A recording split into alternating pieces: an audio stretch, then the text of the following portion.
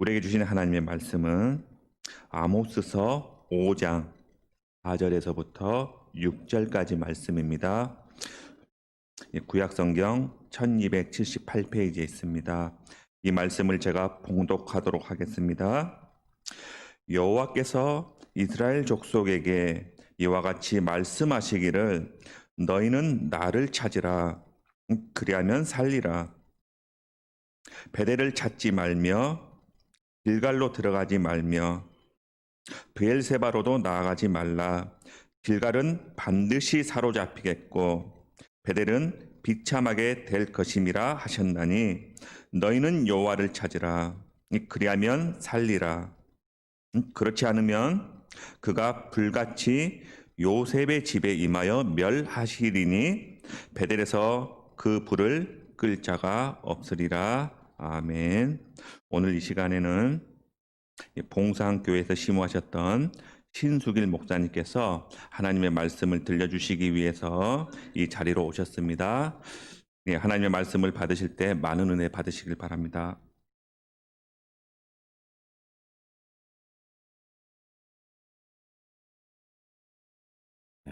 할렐루야. 반갑습니다.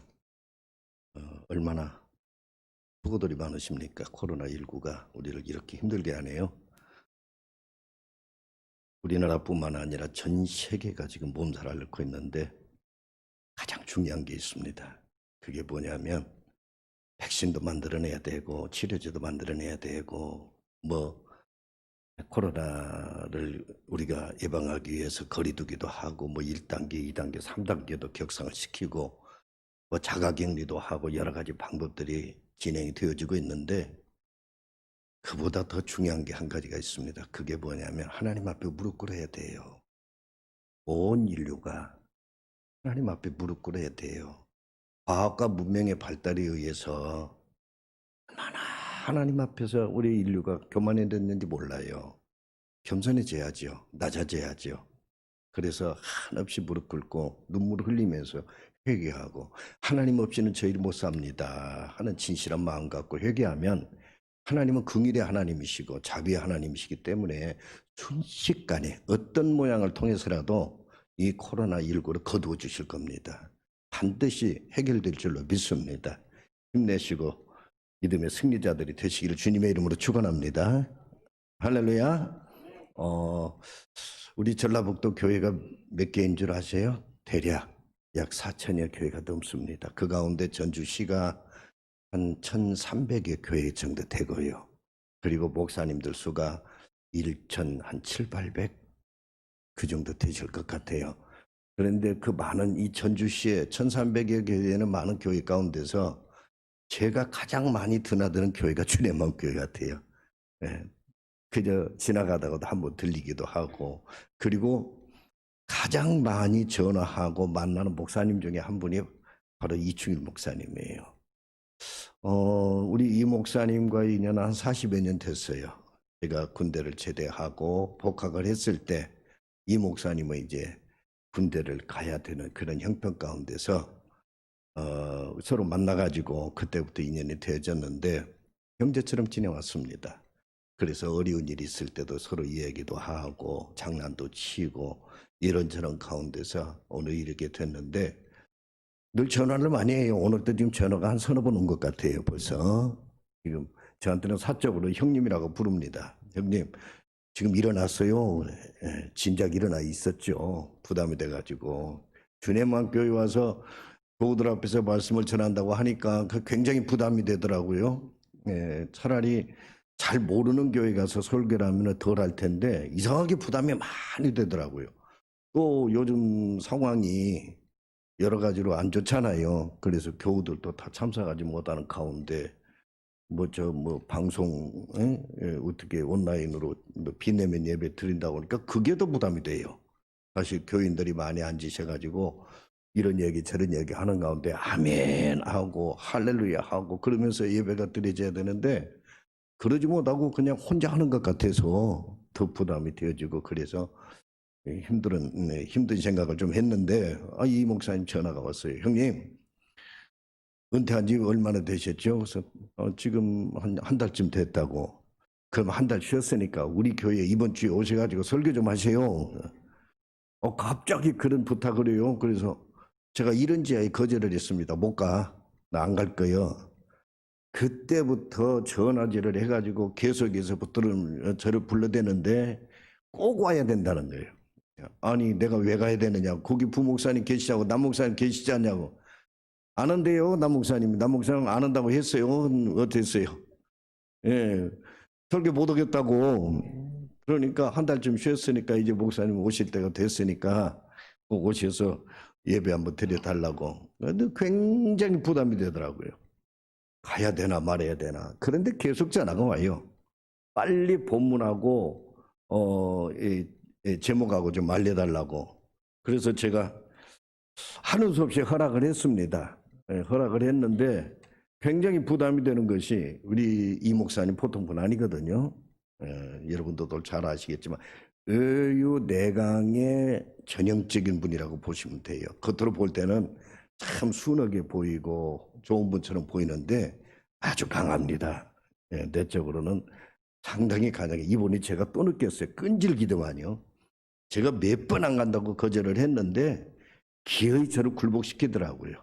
겉으로 볼 때는 안 그런 것처럼 보이는데 보통 강한 분이 아니에요. 거기다가 또 멋지잖아요. 잘생겼잖아요. 여러 가지 이유로 인해서 내가 주님만 교회 가서 설교를 해야 되나 말아야 되나 많이 고민하다가 제가 졌어요. 그래가지고 이제 결국 오게 됐는데 이제 가서 무슨 말씀을 전할까 고민하다가 선택된 말씀이 오늘 아모스 5장 4절로 6절의 말씀입니다. 제목은 다라시 인생. 한번 따라하십시다. 다라시 인생. 여러분 많이 들어보셨어요? 다라시라고 하는 그 단어를? 아마 좀 생소하실 거라고 생각을 해요. 다라시 인생. 다라시가 도대체 무슨 뜻일까? 우리 주님맘 교회 교우들께서 다른 것은 모르시고 잊어버리신다 할지라도 솔직히 제 설교하는 거 이제 집에 가시면 일주일도 못해서 다 잊으세요. 그래도 한 가지만 기억하고 사셨으면 좋겠다. 그게 다라시라는 단어입니다. 다라시. 그래서 다라시 인생이라고는 제목을 이제 이렇게 해서 여러분 앞에 쓰게 됐는데 이 다라시라고 하는 뜻이 뭐냐? 히브리 말입니다. 우리말이 아니고 히브리 말인데 강력하게 찾고 구하고 발견하고 하는 것을 다라시라고 그래요. 그러니까 아모스 선지자가 지금 외치는 말씀이거든요. 이스라엘 백성들을 향해서 강력하게 지금 외치는 말씀이 바로 다라시예요. 다라시 인생이 되라는 거예요. 다라시 인생. 그래서 그러면은 무엇을 찾고 무엇을 구하고 무엇을 발견해야 되느냐? 하나님이세요. 어려울 때일수록 뭐 좋을 때든지 안 좋을 때든지 힘들 때든지 뭐 코로나가 뭐 더 극성을 부린다 할지라도 하나님 앞에서 오늘 우리가 정말 다라시 인생으로 살아야 된다는 거예요. 하나님을 찾고 하나님을 구하고 하나님을 가까이 하고 하나님 편에서 사는 그런 인생으로 살아야 된다고 하는 말씀이 다라시 인생. 그래서 다라시 인생이라는 이 말씀을 제가 제목으로 해서 지금 말씀을 전하는데 이 아모스 선지자는 북이스라엘 여로보암 2세 때 활동했던 선지자입니다. 그 시대의 그 나라 형편은 그렇게 힘든 그런 시대는 아니었어요. 국토도 회복이 되고 그리고 또 모든 면에서 그런 대로 살만한 그런 풍요로웠던 그런 시대입니다. 그러니까 사람들이 편안해지니까 나타나는 현상이 있는데 사치를 하게 되고 그런가 하면은 이제 그 어떤 향락이 빠지기도 되고 그러면서 신앙생활을 게으르하게 되는 거예요. 하나님을 멀리하고 심지어는 어떤 우상을 섬기면서 우상과 하나님을 똑같이 여기고 그러니까 외식적인 신앙생활에 빠져 있는 거예요. 영적으로 죽어가고 있는 거예요. 이런 시대적 상황을 보면서 아모스 선지자가 외친 말씀이 오늘 바로 본문입니다. 다라시입니다. 그러면서 하나님을 찾으라는 거예요. 지금 이스라엘 백성들은 우상을 섬기는 가운데 하나님을 멀리하고 사는 그 모습을 보면서 영적으로 죽어가고 있는 그 모습을 보면서 하나님을 섬기라는 찾으라는 거예요. 베델로는 가지 말라는 거예요. 여러분 여기에도 깊은 의미가 있습니다. 베델이라고 하는 것이 어떤 것입니까? 신성한 장소입니다. 하나님을 만나는 그런 신성한 장소가 베델이거든요. 하나님의 집이라고 하는 뜻을 갖고 있죠. 네. 그런데 바로 이것은 가지 말고 하나님을 찾으라는 거예요. 원래 야곱이 그 형 예서를 피해서 라반의 집으로 가다가 하룻밤을 머물렀던 곳이 바로 그곳이죠. 원래 이름은 루스고요. 그런데 이곳에서 하룻밤을 이제 잠을 돌베개 하고 잠을 자다가 꿈속에서 하나님을 만나가지고 깨어나서 자기가 잤던 그 돌베개를 세워서 기름을 붓고 그리고 이곳이 바로 하나님의 집이다 해서 베델이라는 이름을 갖게 됐습니다. 그래서 이 베델이라고 하는 것은 신성한 하나님을 만난 그런 장소입니다. 그런데 아모스 선지자는 가지 말라는 거예요. 이 베델에 가지 말라는 거예요. 왜 그랬을까요? 그것은 바로 이 베델이 신성한 베델이었지만 이 베델이 당시에는 우상을 섬기는 그런 타락의 대표적인 지역이 되어버리기 때문에 그렇습니다. 남북이 분단된 뒤에 여로보암이 이곳을 이제 다스리게 됐을 때 이 베델을 북왕국의 아주 주요 장소로 삼았어요.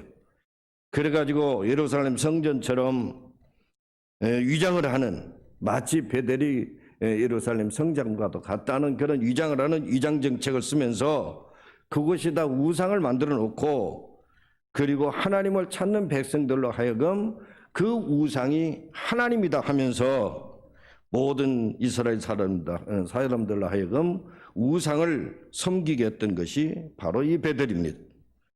그래서 베델은 이스라엘 사람들이 겉으로는 하나님을 섬긴 듯 하지만은 실질적으로는 하나님 대신에 우상을 섬기는 대표적인 장소가 되어버렸던 거예요. 물론 이 베델 외에도 다른 것이 더 거론이 되어지고 있습니다만은 그래서 이스라엘 백성들은 이곳으로 가서 우상을 섬기면서 나는 하나님 앞에 제사를 잘 지냈다, 하나님을 잘 섬겼다 하는 그러한 잘못된 신앙생활을 하고 있었던 겁니다. 그렇기 때문에 여기서 아모스 선지자는 그런 곳에 가지 말라는 거예요. 우상 섬기는 우상 인생이 되지 말라는 거예요. 하나님을 찾아서 진실로 하나님의 인생으로 살라는 거예요. 그래야 된다는 거예요. 다라시 인생을 살아야 된다는 거예요. 그러면 어떻게 될까요? 다라시 인생이 되면은 어떤 삶을 살게 될까요? 몇 가지만 간단하게 말씀을 드리겠습니다. 첫째는 다라시 인생은 능력 있는 삶을 살게 만듭니다. 이사야서 40장 31절에 보면은 오직 여호와를 앙망하는 자는 다라시 인생입니다. 오직 여호와를 앙망하는 자는 다라시 인생, 하나님을 찾는 사람, 새 힘을 얻으리니 능력의 삶입니다. 그러니까 다른 박질 하여도 곤비치 아니하고 걸어가도 비건치 아니하고 마치 독수리가 날개치며 하늘을 오름과 같이 같다고 이렇게 말씀을 합니다.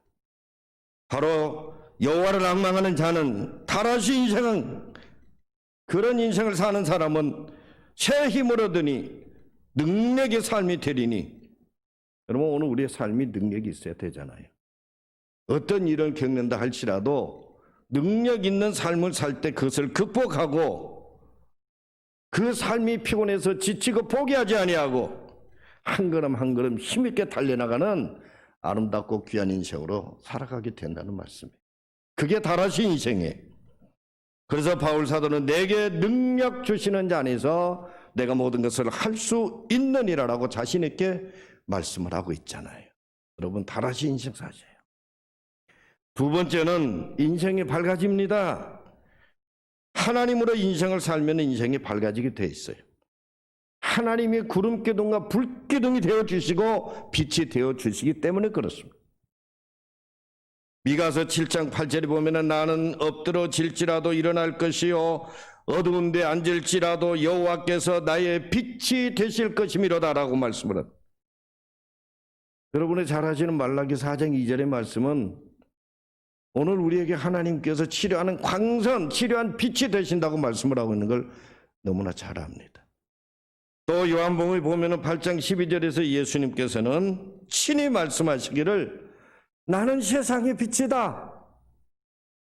나는 세상의 빛이다. 그러므로 나를 따르는 자는 어두움에 다니지 아니하고 생명의 빛을 얻으리라.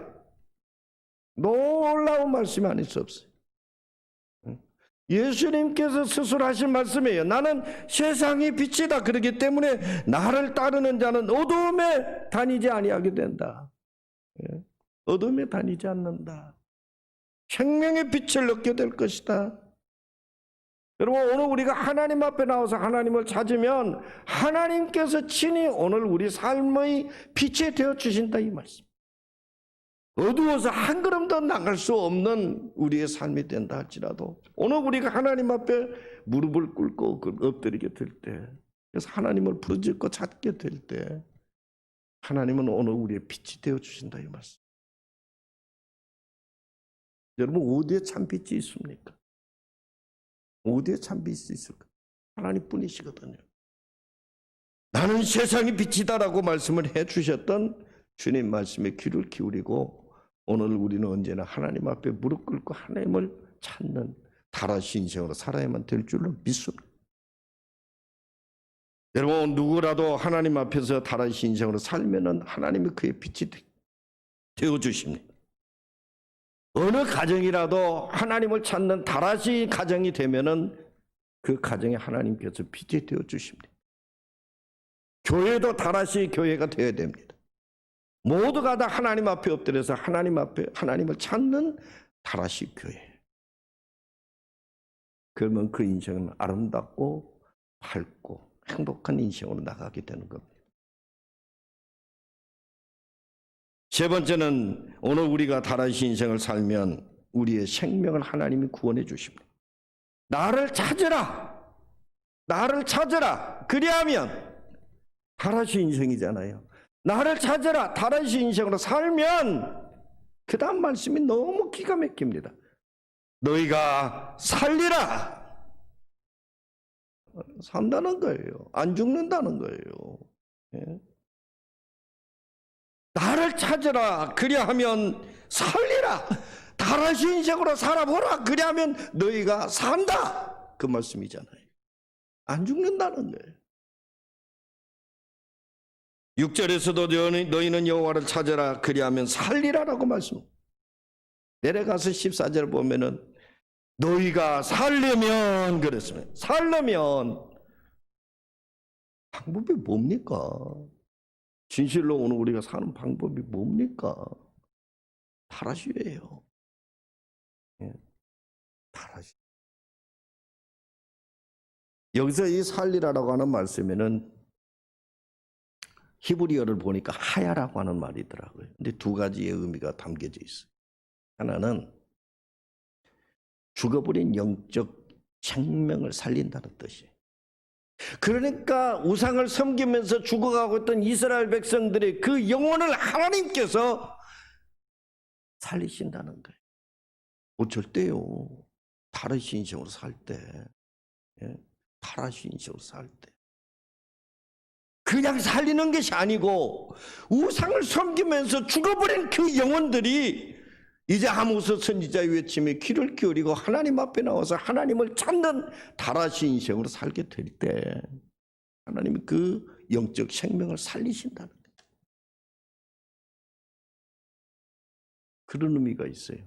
또 하나는 아주 행복하고 질이 좋은 삶의 상태를 의미합니다. 무슨 얘기냐면은 사람이 살아가면서요 똑같이 사는 것 같아도 삶의 질이 달라요. 똑같은 상황에서도 어떤 분들은 참 행복하게 살지만 어떤 분들은 아주 고통스럽게 살아요. 삶의 질이 달라요. 그러지 않나요? 우리 주변도 보면은 어떤 분은 참 행복하게 사는 것처럼 보여요. 삶의 질이 달라요. 그런데 어떤 분은 참 고달프게 살아요. 불행하게 살아요. 질이 달라요. 똑같은 전주에 살면서 우리가 흔히 좋아하는 돈 많아서 그럴까요? 아니에요. 삶의 질이라고 하는 것은 소유에 있지 않아요. 삶의 질은요, 어떤 주변 환경과 조건이 있지 않아요. 다라시.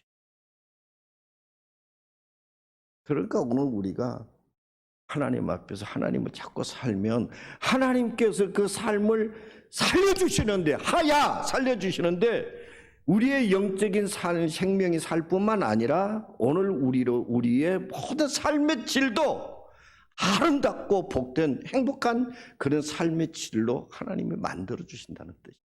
그게 하야예요. 너희가 하나님을 찾으면 다라시 하면 하나님께서는 너희에게 하야의 복을 주신다. 영적인 생명도 살리고 그리고 너희의 삶도 한없이 기쁘고 즐겁고 행복한 삶의 질이 되도록 축복하신다. 놀라운 말씀이 아닐 수가 없어요. 지금 아모스 선지자가 그 백성들을 바라보면서 목이 터져라고 외치고 있는 말씀이에요. 영적인 생명이 죽어가는 가운데 온갖 불의가 가득 찬 세상을 보면서, 그 나라를 보면서 아모스 선지자가 외치는 말씀, 다시 인생으로 살라 그러면 너희가 하야의 복을 받게 될 것이다. 생명이 살고 너희의 삶의 질이 좋아지는 행복한 삶의 질이 되는 그런 삶을 살게 될 것이다. 지금 이 아모스 선지자의 외침인 겁니다. 여러분, 우리 인간을 분리하는 방법 가운데 미신적인 인간이 있고 과학적인 인간이 있고 신앙적인 인간이 있다고 그러더라고요. 미신적인 인간은, 그런 인생을 사는 분들은 아주 유치하고 저급한 인생을 사는 사람들. 이게 미신적인 인생이에요. 과학적인 인생을 사는 사람들은 기술적이고 지적으로 살아가는 사람들. 예.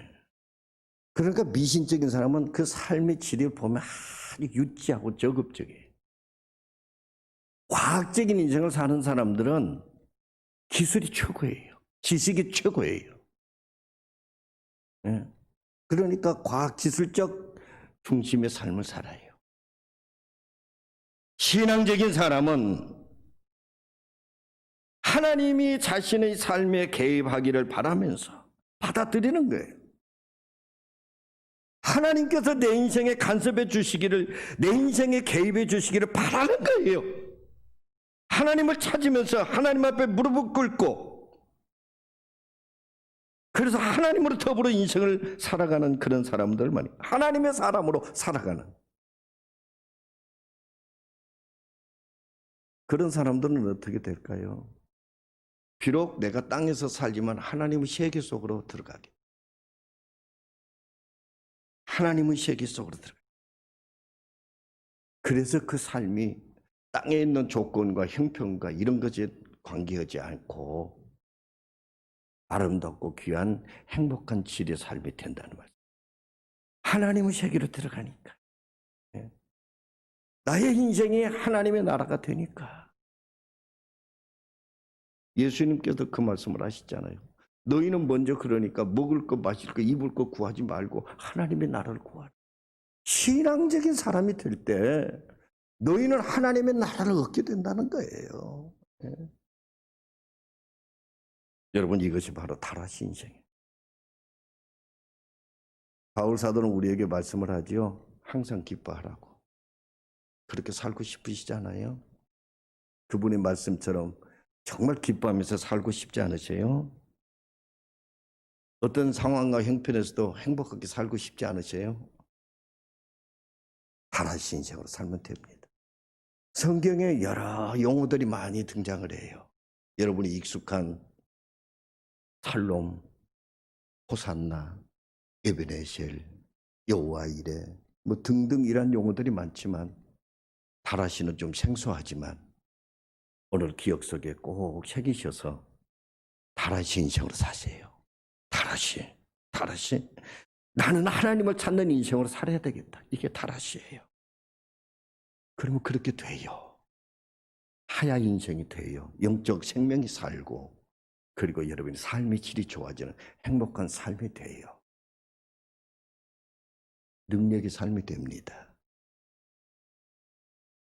밝음의 삶이 됩니다. 생명이 구원받는 삶이 됩니다.